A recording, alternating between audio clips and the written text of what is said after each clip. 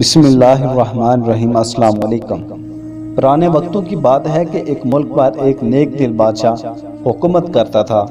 بادشاہ سلامت جب بھی کسی مسئلے کا فیصلہ کرتا تو اسلام کے اصولوں اور انصاف کے تقاضوں کو پورا کر کے کرتا تھا۔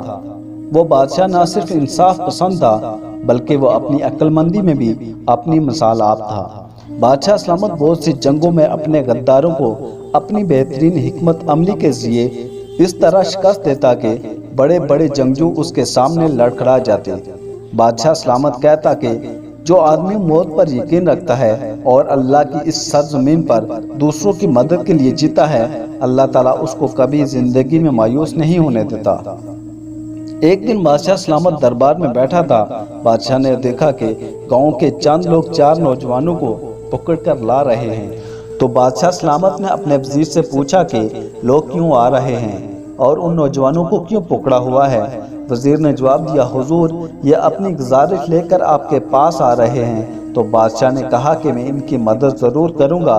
جب گاؤں والے دربار میں حاضر ہوئے تو ان میں ایک بزرگ بولا، بادشاہ سلامت، میری ایک خوبصورت اور حسین و جمیل بیٹی تھی۔ گرمی کی وجہ سے وہ ایک نہر کے کنارے نہا رہی تھی۔ یہ آوارہ لڑکے وہاں سے گزرے تو میری بیٹی کو زیادتی کا نشانہ بنا ڈالا اور زیادتی کرنے کے بعد میری بیٹی کو نہر میں پھینک دیا۔ بادشاہ نے بزرگ سے کہا کہ تم اتنے یقین سے کیسے کہہ سکتے ہو کہ ان چاروں نے تمہاری بیٹی کو قتل کیا ہے اور اس کے ساتھ زیادتی کی ہے؟ تو بزرگ نے جواب دیا، بادشاہ سلامت، میں اپنی بیٹی کو ڈھونڈتا ہوا نہر کے کنارے پہنچا تو یہ چاروں اس کے پاس کھڑے تھے اور میری بیٹی کا دوپٹہ ان کے پاس تھا۔ بادشاہ سلامت ان چار نوجوانوں سے مخاطب ہوا اور پوچھا کہ یہ واقعی بزرگ صحیح کہہ رہا ہے؟ تو ان چاروں نے کہا کہ ہم نے کچھ نہیں کیا، اس بزرگ کو تو غلط فہمی ہوئی ہے۔ جب بادشاہ سلامت نے دیکھا کہ چاروں لڑکے اپنا جرم تسلیم کرنے کے لیے تیار نہیں ہیں تو بادشاہ نے حکم دیا کہ 4 پیالے دودھ کے حاضر کیے جائیں۔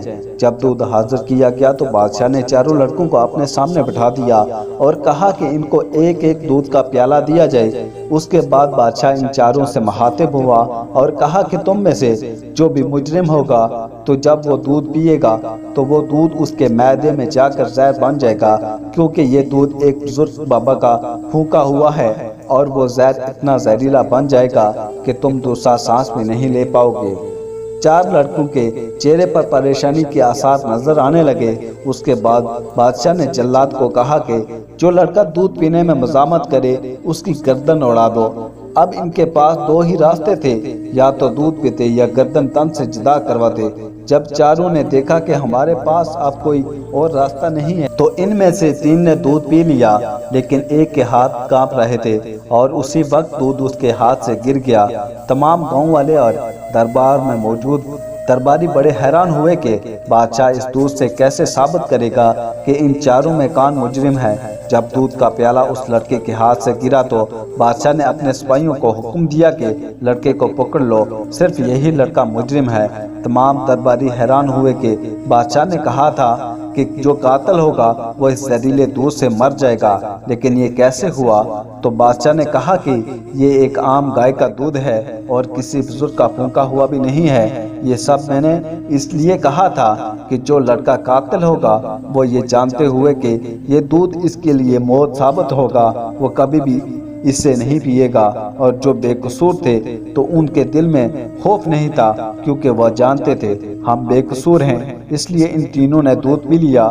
اس کے بعد لڑکے نے اپنا جرم تسلیم کر لیا۔ اس کے بعد بادشاہ نے پوچھا کہ حقیقت میں کیا ہوا تھا، تو اس نے بتایا کہ اس بزرگ کی بیٹی نہر کے قریب نہا رہی تھی۔ جب میں وہاں سے گزرا تو اس بزرگ کی بیٹی کو دیکھ کر میں اپنے نفس کو قابو میں نہ رکھ سکا اور اس لڑکی کے ساتھ زیادتی کی۔